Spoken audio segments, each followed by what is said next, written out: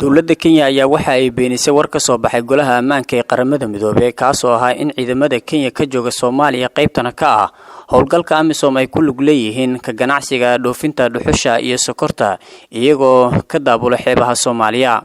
Goorsii horeysay warbixin ka soo baxday golaha ammaanka ayaa waxa loogu digay dowladda Kenya. Goluhu waxa uu ku eedeeyay in dhoofinta dhuxusha Soomaaliya aysan ciidamada howlgalka AMISOM ka tirsan aysan u haysan wax sharci ah.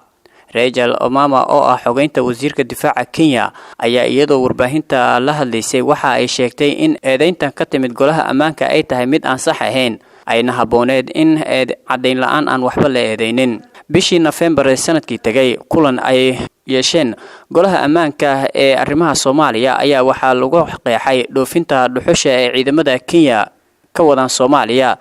sidoo kale waxa warbixintaasi lagu xusay in sidoo kale sokorta ay kamid tahay waxyaabaha ay ciidamada Kenya ka dhoofiyaan xeebaha Soomaaliya.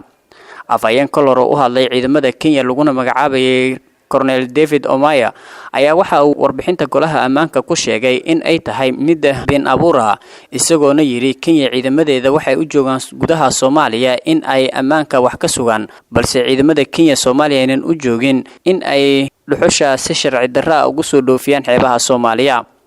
ciidamada AMISOM ayaa badana waxa ay ka geystaan gudaha Soomaaliya falal lidi ku ah ammaanka ay sugayaan dhowr jeer oo sii horeysay hay'adaha xuquuqul insaanka u dooda ayaa ku eedeeyay falal ay kamid yihiin xasuuq shacab iyo sidoo kale barakicin. Maxamed Nuur Amiin, Goobjoog, Muqdisho.